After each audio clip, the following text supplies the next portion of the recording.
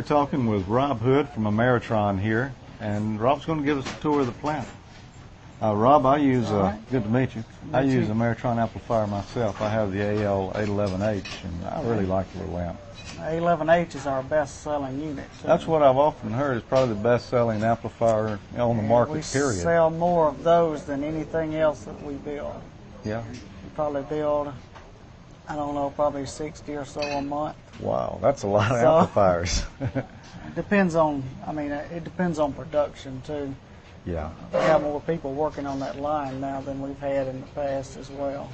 Yeah. We keep on having a lot of orders for them, and we keep on having more demand for them. So. Well, at the price and the price of the tubes that are in it, you can't hardly beat it. Mm-hmm. Yeah, you're talking about $60 for a set of tubes. Yeah, that's. And how can you beat that? And even if you replace those tubes with 572Bs, which are more durable and more heat tolerant, you're still talking less than $200 for a set of 4. Yeah, it's amazing. They're $32.76 each is what they run. Yeah. So these are the power supplies for the solid state amplifier.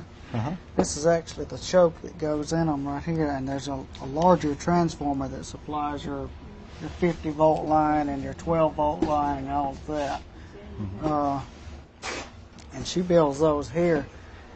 And the amplifier that goes with that supply will be this ALS 600 here. And that's 600 watts? It's 600 watts PEP, or about 500 watts P down. Okay. And everything that's happening with your amplifier this remote tells you. It's got your lighted watt meter. It shows you that your power's on, you're transmitting. It shows you if it's going into overload or if something's wrong. You turn the amp on and off with it. So everything that's going on with your amp, you got it away, you can tell on this. And so this being a solid state amp, all you have here is a band switch and no tuning to worry with. And also, not only do you not have any tuning, but this little unit here is called an interface, originally made for the mobile unit. But now that we have remote on this unit, you can use it to automatically change bands for you. You don't even have to change bands anymore. You just hook this to your radio, and it changes automatically when you change on your radio. Okay. And the same goes with the mobile unit that's for 500 watts. Put this in the back somewhere and not have to worry about an amp sitting there you know, on the seat or in the console or anything. And they could just have one small unit up there on their dash. So this is a 12-volt amplifier? Right. And the other one is a 50-volt? Is that right? Right. Okay. Now, as wired, the power supply is 50 volts, but it actually runs off 120 or 240. Yeah, yeah. And both of them have an overload protection where if you're on the wrong band, different band from your radio, it will automatically cut off to save the finals. It also has a thermal overload. If it gets too hot, the amp will run, the fan will run, but you cannot key the relay. It'll cool itself down. It has a thermal control fan in it that doesn't run all the time because it's hooked to your car battery. And if you left the amp on, it'd run your battery down overnight. We usually have a metal lathe that we wind the coils on them. We just cut them to length as we need it. And all of these little toroids and things, they have to wind every one of these by hand. Nothing is machine around here. It's all by hand. On this side is the what you were asking about, the 811 and 811H line. We have more people on this line than any other line here. Well, being your most sell popular, more. But this is the 3-tube version being put together here, and you can tell that it's the smallest tube amplifier that we have. It's about 4 inches shorter than the 811H, simply because there's not a chassis in here for the tubes. They're not neutralized and don't need to be, so we can save space. So it is shorter. I think the whole amp weighs about 35 pounds. So is it essentially the same components and just one extra tube in the H model? Well, in the H model is a little bit of difference because you have to have a neutralized circuit for the tubes. Okay, I didn't realize that. That's why it's bigger. It has a chassis. You have a whole transformer here and a circuit underneath for the tubes to be neutralized so they don't oscillate. Okay, now You just don't have that on the 811 because it's just not needed. it just doesn't build up enough power that Right. it would oscillate. Right. Are they both grounded grid designs? Sure are. And of course, this one is the 600 watt model, Right. and the 811H is the 800 watt model, and that's PEP. Now this board here, there will be a choke that goes here for the filament choke. And you have your bias circuit and your transformer connections here for your bias and your 12 volts, and then you have your 120 volts and all that up here. You have your tuned input and your RF in and out all on one board in the 811 and 811H. They both use the same board. And this is the famous green wire That's it. right here. We won't talk about green what wire. that's for. The only ones that don't have this wire is the solid state units, and they require a PC board to be installed for, Okay. for 10 meters. That's the transformer for an 811H. So all of your voltages, all of them are From in this that one one transformer, transformer. and it's Okay. wired into that board that I just showed you. She's doing some final testing and putting some things together and all that. And you can see that she's got the tubes in this one. And you see the transformer, how it's mounted. See, these are your 12 volt wires here, and then your filament wires are these green ones. So you see this, and it goes through this filament choke up under there to light your tubes up. And of course, these wires up here would be for your 110 and 240 and all of those voltages. And like I said, it ranges from 105 to 250. Okay. So if you're in a different country, some countries have a low voltage, like 100 volts, and you'd have to rewire it for that. Well, that's the question I had for you. I'm just running mine on 110, 120 volts. Would there be any benefit to me switching it over to 220? There would. It's more efficient. It doesn't drop as much current on your AC line, so it would actually produce more power with less drive because you're not pulling as much current. I think I'll change it. You're not dropping the voltage on your line down as Right, much. right. Normally there's a jumper from F to E and from D to C, and you'd remove those and just jumper E to D right here, and that's basically 240. Okay. That's all Easy there enough. is. Actually, I'm the repair tech here, and but recently I've been doing some new stuff. I've been kind of short-handed lately, so this is a brand new amplifier. It's the AL1500. It uses a 3.6 1500 8877 tube. It's a commercial tube, so it's used in the medical industry and military and aviation and all kind of things. And it's an American-made tube. It's made in California by IMAC. Okay, it's iMac then. Well, that's the It's best. IMAC. And it's an EBM blower in here, so that's made in Germany. It's a German blower. The transformer is a Peter Dahl Hyperseal. It weighs about 35 pounds. This whole thing weighs about 75 pounds. So this is all commercial grade components in this amp then. Sure is. And it has a little, you remember the LS600 I said that it had the overload in it, the board that keeps it from overloading itself? Right. Now this one has it too. If the grid current goes too high, That'll shut it'll it down. trip itself. And all you do is go from like if you're in operate already and it trips, you go like that just to reset it, and then increase your load. What it's doing is telling you that your load is too low. Okay. Increase it to drop your grid current down so that it doesn't damage that $950 tube. Yeah, we wouldn't want to do that. But that's the top of the line model there, and it runs about $3,300.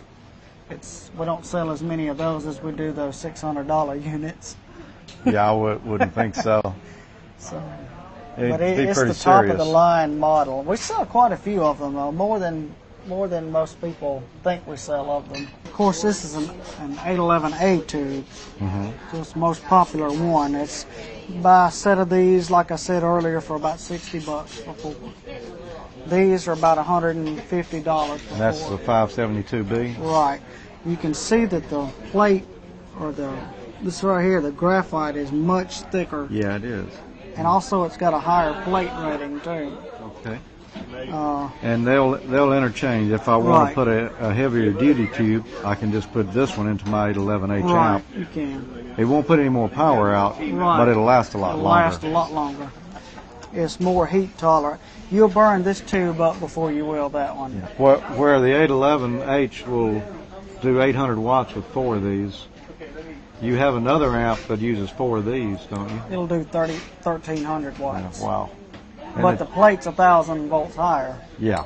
It's 2,700 versus 1,700. Yeah. And the other tubes here? This one is the one that I just showed you, the 8877, the commercial tube. Mm-hmm. And that's the top of the line model. That uses the AL 1500 that we just looked at. That's 3CX 1500. Right. This one is a 1200, which is 3CX 1200 A7. They have an A7 and a D7. The D7 is much more expensive, but it's much more rugged. But this is already a commercial grade tube used in X-ray machines or AM transmitters or anything else like that. And it's about $1,100 for one of these brand new. You can tell this was an old one because it's kind of rusty. We didn't want to put a new one down here. Yeah, I can understand. Fear of someone dropping it, and it's $1,100. So this one here is not as popular, but we have an amplifier. We don't have it built here today because we don't build but about 8 or 10 of them a year. Mm-hmm. It's called the AL 800 and 800H. The 800 uses one of these, which is a 3CX 800 tube, and we have one that uses 2 of these. 2 of these are equal to 1 of these. Okay. So you're looking at about 1,200 watts out on this. Okay. 2 of these, even though the legal limit's 15, it'll actually do about 22. Okay. And 2 of those would probably last longer than 1 of these? About the same. About the same. Yeah. I've seen, the oldest one I've ever seen was 16 years old on this one, on the 1200 tube. It was 16 years old and it was still good. Wow. And I asked the guy, I said, you must really be light on this. He said, nope, use it every day wide open. So they average lifespan on these ceramic tubes, average I would say is 10 or 12 years. That's not bad. If you're using, like AM or RIDI or something really heavy contrasting, you're not going to get the service out of it that you would on sideband. In a broadcast transmitter, you might get 12 to 18 months out of those. Right. This is the 3500ZG, the graphite. They used to be zinc, and they changed it to graphite because it tolerates more heat. Okay. It takes it longer to heat up, and it's just more durable that way. We used to use 4 of those in a 1,000-watt AM transmitter. What kind of power do you get out of them? About 1,000 watts. A piece?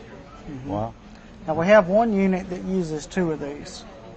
Okay. And we don't have one here today. We don't have any built or in stock. We're behind on those, but it puts out 1,500 watts. It'll actually do about 18, close to 19.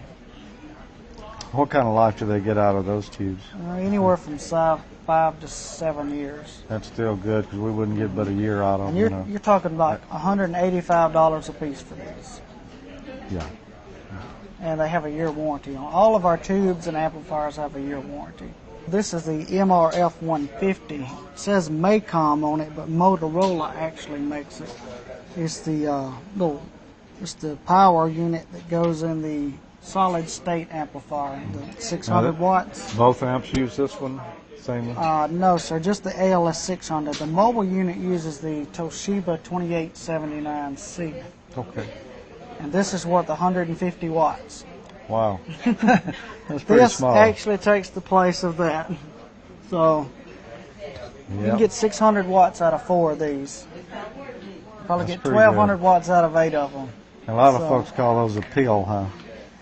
It's pretty small, but they're relatively expensive. They're about $55 each for that. Yeah. So if you have these to go out, you're looking at $350 to replace them. Okay. And this Peter Dahl transformer. That's a Peter Dahl hyperseal transformer, and it weighs about 35 pounds. And it goes in all of our bigger units, the AL1200, AL1500, and the AL82, which is the unit that uses 2 of these 3500s. Okay. And we've been using these since the early 80s, and I think we've had 2 to fail. You know, I'm very familiar with that company. They're used in all the commercial transmitters. They're the best transformer company out there. Yeah. We can tell you that. Out of everything we've ever done, you know, out of 16 or 18 years of service, and you have 2 to fail, yeah, you're not going to get better than that. That's true.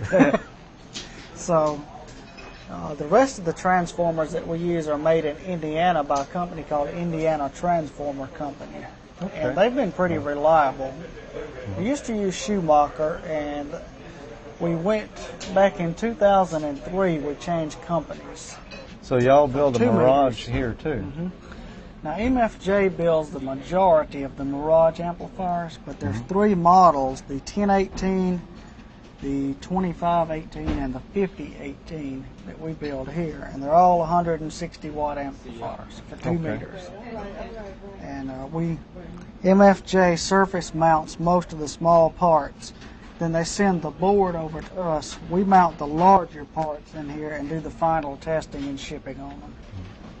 And we sell from, well, you can tell from our boards, and we sell quite a few of those. Yeah, it looks to be pretty popular. We usually don't have much stock on those. They usually sell pretty quick. And this little unit here is a 8-position antenna switch. You can use 1 input for 8 outputs. And this is the outdoor version. This is what goes on your, when you buy one, it comes with these 2 and a 12-volt adapter to plug into it, a wall wart.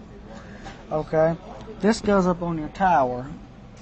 You can use 8 different antennas with it, and it'll mount just like this right here on your tower.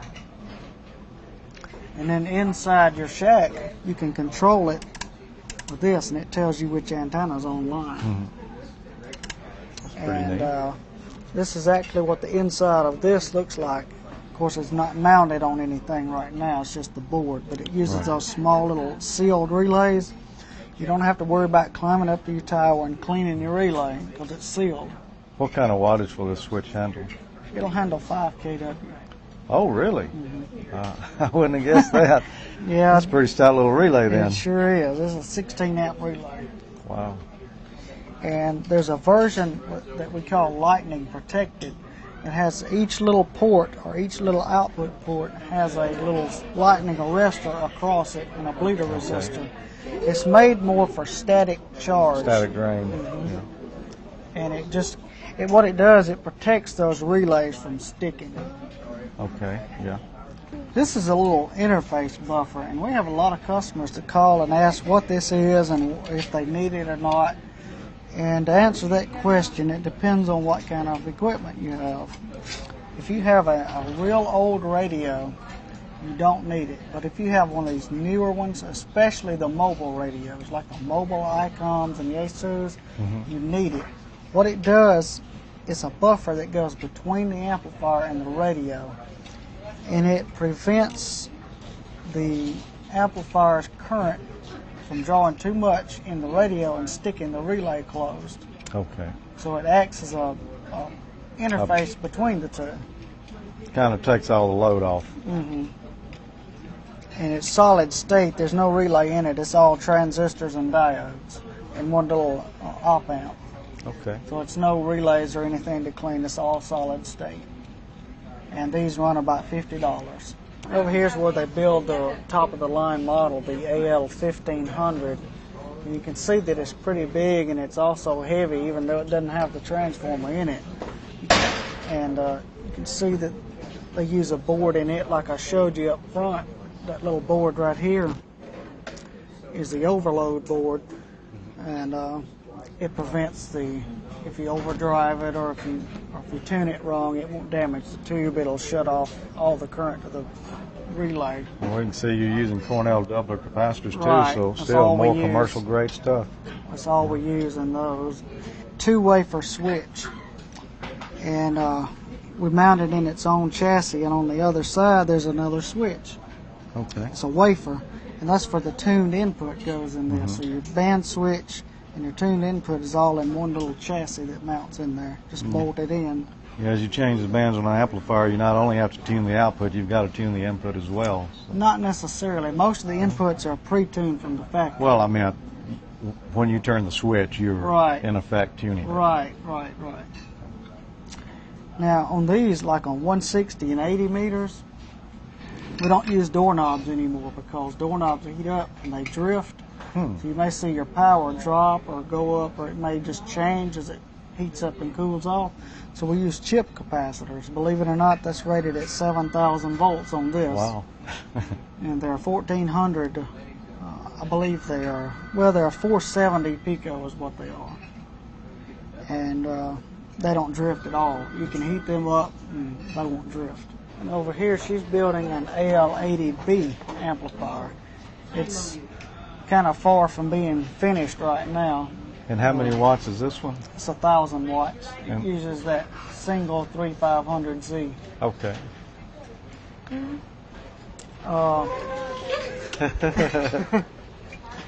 The power supply board to it is kind of different because it doesn't use 3 or 4 different kind of boards. Everything is on one board.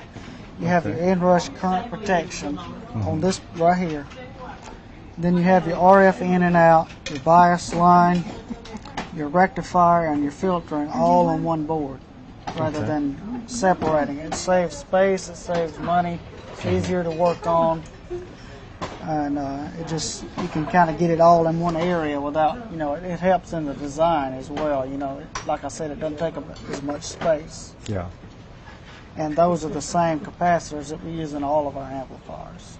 Okay. Same ones. Of course, you got your high voltage and your reflected power, which is also your forward power out, your ALC and all of that, all on one. So you peak it on the plate and then peak the load? Right, and then go back and touch them up. Yeah. That's it. Between the two. 2 minutes, you're done or less. And this is the same model. I'm just showing how the transformer is bolted in and how this board that I just showed you all goes together. This little ribbon is kind of like a computer cable ribbon. Now it runs down to another board which controls your metering circuit. Okay. And then of course these are your high voltage your taps, and your taps for your 120 and 240 and your fan and all of that kind of stuff. And as you can tell on this side of it, we put the tank circuit on a board. Oh, okay. On a PC board, and then that way we can, it kind of reduces space by having everything in one area. And the fan sits right there. Right, the fan, it blows across the tube, but it also has an opening over here that pulls air in across the transformer and blows out across the tube and keeps it all cool. And of course you have your tuned input and all of that in the back of this amplifier. Some of them's in the front, some of them's in the side, some of them's in the back. This one happens to be in the back. And right here we have a machine that we turn coils. These are your tuned input coils. And we wind these turns with this little machine here. It's almost like a sewing machine. You set your number, and then there's a foot switch that you just step on and it'll stop when it gets through. And then these are your little, not many people know what's in there, but that's the slug that goes in them. And depending on how many turns and what size the wire is as to what kind of slug goes in it. And that's how y'all tune it here at the factory. Right. Now when we put these in the amp and we go and test them, we'll actually tune them down from the factory. And it's rare that you'll ever have to retune them. Yeah. This little machine is our metal lathe. And we wind all of our tank circuit coils, our plate chokes, filament chokes, and everything on here. You can see that this is a filament choke. and we wind. This is like magnet wire, Yeah.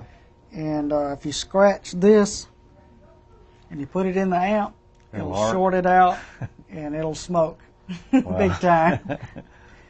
And there's a ferrite tube that runs through. I can't get it out because it's too tight, but there's a ferrite in here, and then we'll put some heat shrink tubing over that. And this is what is used to light your tubes up from your filament. So your filament transformer will be on one side, and your wires to your filament of the tubes will be on the other side. And of that this. keeps the RF the choke from running back down into your power supply. We wind those here, and we wind most of our large coils here. Rob, I really appreciate you showing us around and our viewers a little bit about Ameritron here. We've learned quite a bit, and I can see now I've really been in the factory, and I see what components you're using. Y'all are using the right stuff in these amps. So. And all of it's hand built, and we don't have anything that we ship off to any other place to get built. We do it here, all of ourselves by hand. Right in Starkville, Mississippi. It's all put together here, wired here. Most of the stuff have you seen here, and the other buildings are handmade, except for the surface mount and a few other things. Right. Well, we've really enjoyed the whole tour and learned quite a bit. Wayne, what do you think about all this, man? Pretty impressive. If you were going to buy an amplifier now, where would you go? Probably here. Probably I think here. so. It's close to home, and having met all the people that are here, it seems to be where I'd probably want to go. And for me, seeing what components they're using in it, I recognize all this stuff. And this is commercial grade stuff. This is not cheap junk. That's true. That is true. And of course, I'm somewhat of an idiot on that stuff, but it's impressive to me, and I'll take your word for it as well as these fine people here. Okay. I think we've had an enjoyable visit here these past couple of days with MFJ and High Gain and Ameritron, as well as ARRL Day in the Park festivities that are going on. Yeah, it's been a lot of fun, and maybe we can do it again. Yeah, I think if we hurry, we can get over there and get some chicken for lunch. We better hurry.